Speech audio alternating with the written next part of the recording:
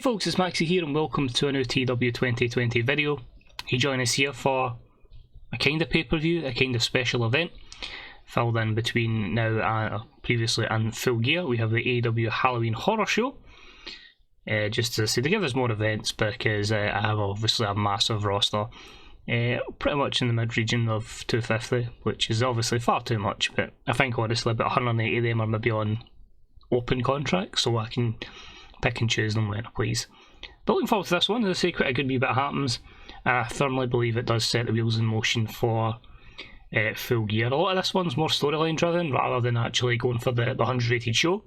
Of course we've got one, but the achievement says we need to get plenty of that, and of course plenty of 100 rated matches, which we might never get, but I'm certainly going to try in this mod anyway. So looking forward to this one, hope you enjoy it, and as I say, it's going to set us up pretty nicely for next week's video, which of course will be Full Gear. So without further ado, let's crack on with the AEW Halloween Horror Show. So because of the difference in popularity in the economy and wrestling industry, we're actually going to be running a good few shows in Canada, because wrestling is thriving in Canada and we are practically at like 1 in 3% in terms of popularity in the US.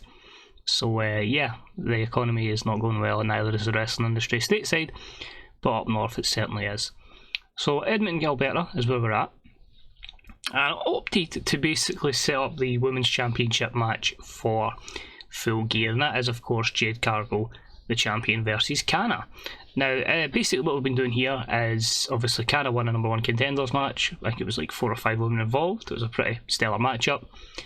But yeah, she's had a couple of victories over Jade. She's made her tap out, and it really has Jade and her manager Stokely Hathaway a bit concerned. But it's just Jade saying it doesn't matter when it comes to the pay-per-view. She's going to prove that she's that bitch, and she is going to come out as still women's champion. So yeah, a gimmick that's getting stale, so I'll hopefully remember to address that. But 87 is pretty solid for them. I didn't want to just always go with the men in the opener. As I say, the plan is to have a thriving women's division, and we've got a lot of women in the high 80s. Nobody's broke the 90s in terms of popularity, but if we can get as many up there as we can, then it's going to allow maybe even a potential all-women's brand at one point, which would certainly be an aim. In our first contest of the evening, and it was a good matchup, we had Randy Orton defeat Jungle Boy in 14:08 by pinfall with an RKO. This was an 80. Actually no real story behind this one, I just really wanted to see how these two would tangle, give Orton a victory, and I really want to start casting a bit of doubt into Jungle Boy's mind, so, and his abilities, so then we can figure out where we can go with him, because I feel like he's someone that would have pushed to the absolute moon if he didn't have the popularity cap, but I just feel like because of that pop cap I've maybe not used him as much as I'd like to utilise him. So let's see if we can maybe, because I think sometimes it looks like they've got a pop cap and then they break through it with like certain things, so hopefully at the right programme does that. Next up we had a 6 women's match for our newly acquired championship. I bought over Shine. I just bought them over and just liquidated them effectively and took their championships, and we'll use the Shine title basically just because I've got so many women that I'd quite like a third championship, so then it allows us to run with the TBS championship, the World Championship and the Shine championship. I don't get tag titles as well for the women's division. As I say, TBS has been going pretty well under the tutelage of Arisa Nakajima, but if it gives me another championship belt, as I say, with Serena, I could maybe be looking at making them brand exclusive, one on Dynamite and one on Rampage. But a stacked matchup for sure, and this is my women that aren't quite the most over, which is crazy because all of them are fantastic workers. I think they range between mid 50 and 70 over, so as I say, these really broke through that threshold like a Jade Cargill or a Demi Bennett, just to name 2. But decent matchup. Serena Deeb picks up the win, obviously representing the Danielson Fight Dojo, as she defeats Dakota Eve, Tori Storm, Riho, who was the champion from the other company, so she kept the lineage going, so we took the belt off her. Thunder Rosa and Hikaru Shida in 14:44 when Serena Deeb pinned Dakota with the spear. So new champ. Some good performances in there. Serena actually the worst with 56, but I'm hoping we can build her up. As I say, she was really over, and then I dropped her out a lot because of her age, which is not good for me. But she's kind of had this really career resurgence as part of the Danielson Fight Dojo. I've put her in plenty of matches with Brian as mixed tags. I've also put her in promos with Brian to try and help her over. So yeah, I think until Serena gets a physical decline, we may as well utilise her to the best of her abilities. And after it, celebration. Bryan's absolutely proud of his stablemate, and Serena holds up the belt. 79, Bryan looks excellent. Serena's obviously underperforming due to lack of popularity. We then move on to the matchup for the Lucha Underground Championship, and on episodes of Dynamite, Matt Riddle defeated Rey Mysterio to win the Gift of the Gods Championship, and he's had some neat title defences, enabling him a matchup for the Lucha Underground belt. And it was about had a good wrestling match with a decent reaction from the crowd, as Matt Riddle defeated Penta in a ladder match in 1720 when Riddle retrieved the belt. So new champion, which means we'll vacate the Gift of the Gods Championship. But yeah, in this timeline, Matt Riddle holds the Lucha Underground belt. So a 75 here, pretty decent matchup all things considered. I was unsure if their styles would work together, but it seems like they have. I think the plan going forward is Penta is probably, well, of course, it's heel v heel as well, so that's going to obviously take a few points off it.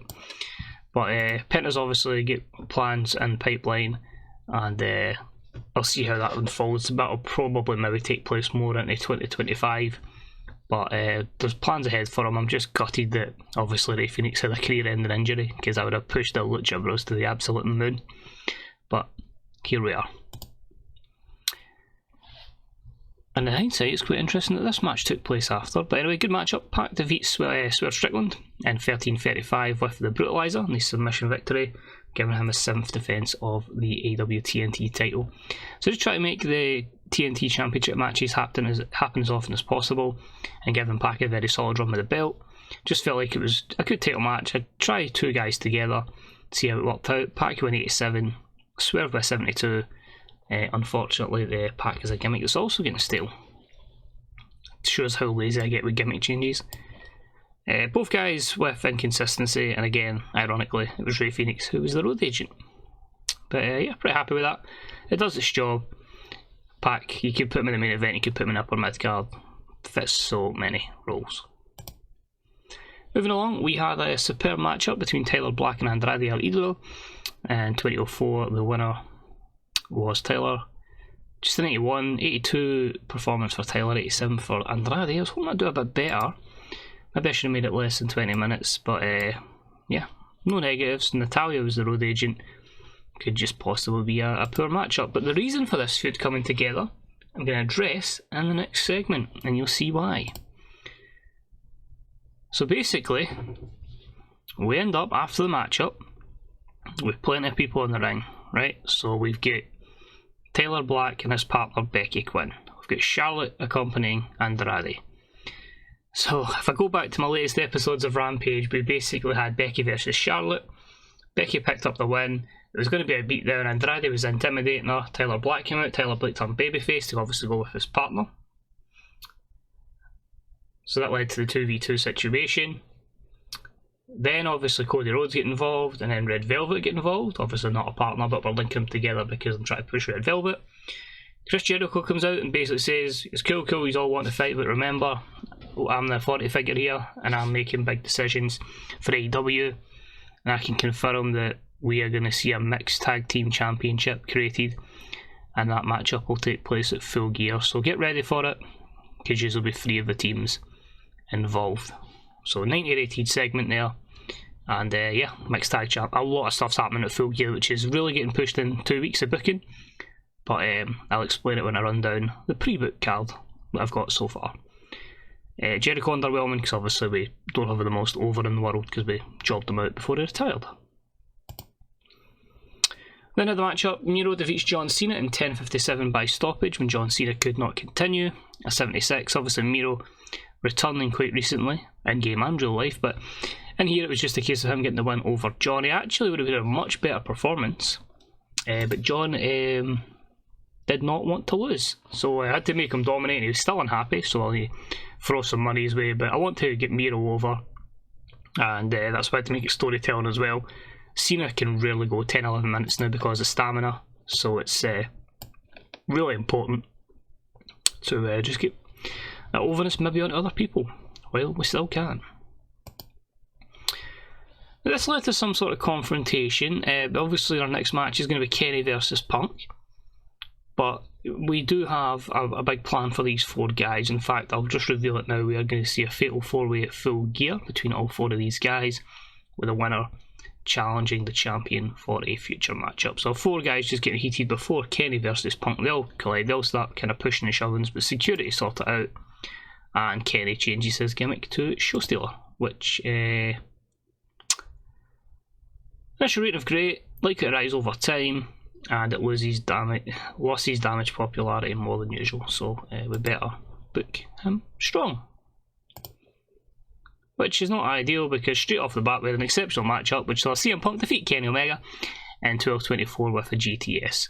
The winner of this match was determined because we had Cash Wheeler run in and attack Kenny Omega. So what I like here is, we've had it over the 10-minute mark but under the 15, so 12 minutes is probably as much as Punk can go, so he's not too far off John in terms of physical decline.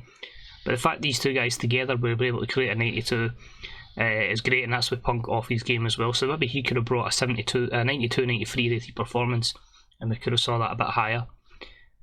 But delighted with that one. Punk gets the bragging rights to the 2 heels that went over in the form of Punk and Miro. That's going to lead to some very interesting booking going forward. But of course you saw Cash Wheeler got involved, which means we obviously after the matchup see the AEW World Tag Team Champions align with CM Punk, and they will be allies going forward. 78, I've still never taken Tully off of Dax and Cash. Screw it, he's still there, so he can still be their manager. But I've got that many factions running, I thought let's just pair up FTR with CM Punk, similar to real life. We then have Chris Jericho, Daria Bernardo and Mick Foley just making an announcement, so it's basically a 40 figures from Dynamite and Rampage, just really confirming what we're going to see at Full Gear. They confirm that we are going to obviously have the AEW Mixed Tag Team Championship match, and it is going to be a ladder match if the game allows me to do so, which will be crazy, having obviously men and women involved in it. We are going to see the Brody Lee Memorial Tag Team Cup, so the quarterfinals will take place this week, the semi-finals will be the following week. I'll book all that obviously off stream, and then the finals will be at Full Gear, and we'll also see the same for the Trios Championship, and we'll see who wins that. I'm unsure if the winners are going to get title shots for that one, or if we are just going to make it, we'll put the House of Black in it, we'll see how we go with that, but both of those will take place. We then had a matchup that saw Wardlow defeat Killer Cross in 11:03 with the Splash Mountain Powerbomb, a 71.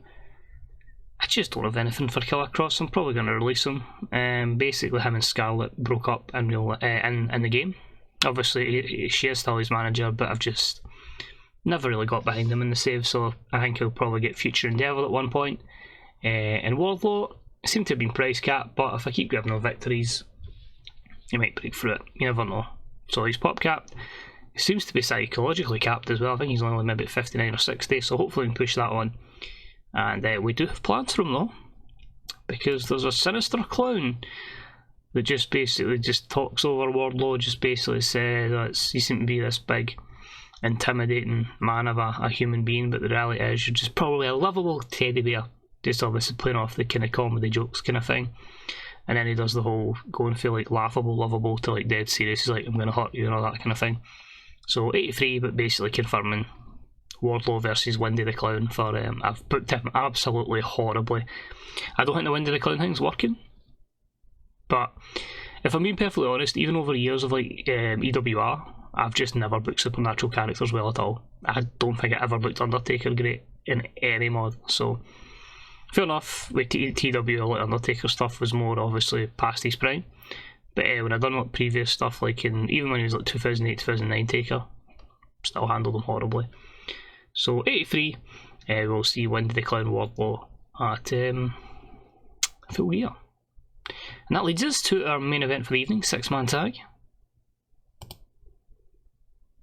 which gives us an 87. It was about that had superb wrestling and great heat, as a team of Adam Cole and the Young Bucks defeated the Dynasty's MJF, Richard Holiday and Sammy Guevara in 1910 when Adam Cole was pinned with a flying crossbody following a distraction from Wheeler Yuta. So 87, obviously Adam Cole in a big feud with MJF to try and get hold of his World Championship back. Both guys have got friends in the form of the Young Bucks and of course Holiday and Guevara. Matt Jackson's getting a little bit stale. Did I have to keep him this strong? Nope. I know Sammy was unhappy at getting put over Adam Cole, which more so is probably because of the heat between them in game, because obviously Sammy stole Brit in this game from Adam Cole, so that he's now in a partnership with her. But basically, after the matchup, so that's 97, we just have a Sammy Guevara temper tantrum. So basically, out of this, I'll be booking it on Dynamite, but we are going to see Sammy Guevara wheeler eater for the 0x Championship. I have other plans for Sammy, so the belt's going on wheeler eater, and that was just his way of trying to get a hold of a title shot to get the matchup. So we finished the show at 94. Again, the pop boosts from obviously the band, the stage and all that, but as I say, the money's there for it. So I always say is if you're in a save where you've got lots of money, just fire all that in and try and get the best show possible. So I felt like it was okay. As I say, there's a lot of good matches in there. 2 in the 90s, or 2 in the late boys anyway. But it really was a lot of it to kind of put on a good show, rotate the card a little bit, and put us in a prime position for Full Gear. I'm just going to quickly forward into the main show, but while we're doing that, instead of just leaving silence, just going to run down a few of the things you are going to see at Full Gear. So we're going to have the AEW World Championship on the line. MJF will defend against the former champion Adam Cole. At the moment, there is an intended AEW World Tag Championship match as FTR defend against the Young Bucks and the team from Ring Camp of Timothy Thatcher and Drew Gulak. We're aiming to have an AEW Mixed Tag Team Championship ladder match, if the game allows us, between the team of Andrade and Charlotte, Becky Quinn, Tyler Black, Cody Rhodes and Red Velvet, and Sammy Guevara and Britt Baker. AEW Women's Championship of Online as Kana takes on the champ Jade Cargill. Fatal 4-way matchup, we're going to have the winner to face the winner of Cole and MJF as CM Punk, Miro, Kenny Omega and John Cena do battle. We're going to have the AEW 0x Championship, obviously Wheeler Yuta will defend that after he wins it. Pac will have a TNT Championship defence, we'll have Wendy the Clown versus Wardlow, and we'll have the Memorial Tag Team Cup and the Brotherly Memorial Tag Team Cup and the Trios Championship, Trios Tournament. So you can see the Trios Tournament I created ages ago and I've never put it in yet, so we'll go with that. And the Brotherly Memorial Cup, Ted and Wendy won it last year, so we'll make it a tradition at Full Gear. I have an idea of who I plan to be in that final. I'm not too sure about the Trios, but at the moment in time, the plan for the final of the Memorial Tag Team Cup is going to be the team of Bryan Danielson and Daniel Garcia taking on a turned babyface team of Santana and Ortiz. So that should be good. I'm just having a look here. I was initially going to put the Trios Championship tournament thing at Winter is Coming, but I felt like just do all the tournaments at once. Because I feel like I need to start establishing trios because I've got about 90 million factions going at the moment. So a lot to keep up with, especially when I'm just trying to get certain people over, so like folk can go 3 or 4 weeks without being on television. It's almost as if this is real life AEW with those sort of issues, but I mean, I've been happy with what I've booked. You can see like Rampages, obviously we set that one up, Yuta doing stuff. I've just turned Devitt heel as well, he's aligned with Bad Luck Fale. I just signed Eddie. There's a lot of people I'm signing just to give them matches as well, so like I've signed Eddie Edwards and Davey Richards to give the Wolves just as, not as enhancement talents, but to have them in good matches where they'll lose. We're starting the Dante Martin push, we're going to do stuff with Kip Sabian. I signed Speedball Mike Bailey. Let's see what happens in Dynamite. You can see there, like Jake something's in just to put people over, say with Rio Mizunami, Kana getting some victories. I know it's why did I randomly have Tanahashi, Ospreay and Ibushi and Okada on an episode of Dynamite. I forgot I'd loaned them all in and they had one like day left in their appearance for the loan, so like right, we'll just quickly put them in matches, and obviously done that. But some good matches there, you know what I mean? You see there might be another good match up there against Sammy Guevara, and as I say, Dark, who's just kind of giving people victories to get momentum. And the same with the Power Hour, obviously. At the moment I'm trying to go over Miyu Yamashita, I'm trying to go over Rina, Shotzi as well, and try to go over that. So the problem with Poisonous Challenge is Priscilla Kelly's over, but Avery Taylor's not, so try to get Avery Taylor over, and try to get Take On to over with her tag team partner, that Margarita Moza, I think it is. She's like, it's the first new gen type regen that I've actually started pushing because she had very good technical and very good aerial. So if we can try and get the psychology over, but overness is going to take a bit of a while But she entered the world of wrestling. We hired her because of those stats. Pretty good in mic skills and all that as well. Good sex appeal. Star quality's good. So I felt like that's someone we can bring in. She's only 21 and she's been a pro wrestler for a year. So I just felt like pairing her with Ty Conti. It's two kind of like heels effectively. But anyway, we've run through that one. I don't think there's much else I need to cover. Show was excellent. That's good to see. It was taking Filthy Tom Waller as well. And that's really about it. These are just all people that were already with the company. New gens that are in the... I don't know if you call it regens or new gens. Because of Football Manager, I'm used to newly generated. But of course, these can be, of course, regenerated from previous people. And obviously, a lot of these are just because of the certain picture pack we've got. That's just extending them. So... Bushi goes to All Japan. Deonna Purrazzo's left AEW, and obviously don't have any pay-per-view buy rates, but 24.59 for a TV rating means a lot of money. So we will drop under that. As I say, the broadcast revenue is in a good position, but that's because we had two big events on it. So I think because of the way our TV deals and pay-per-views have went now, and obviously the way the economy is, we are starting to not make as much money as we used to, but we are still like making massive amount of cash, so it's nothing I need to overly be concerned at, especially when we're making money at the lowest ebb of its popularity. But just to give you an idea of like some people that I'm just going to do random stuff with the save. Chris Hero's going to have a wee couple of matches with Claudio just for a kind of feel good moment. Randomly signed Shaq, randomly signed Logan Paul, Trish Stratus, just going to give them like random stuff and just... That way with like random people turn up in Dynamites, like obviously we had like Hooverton and stuff like that, so all that kind of thing.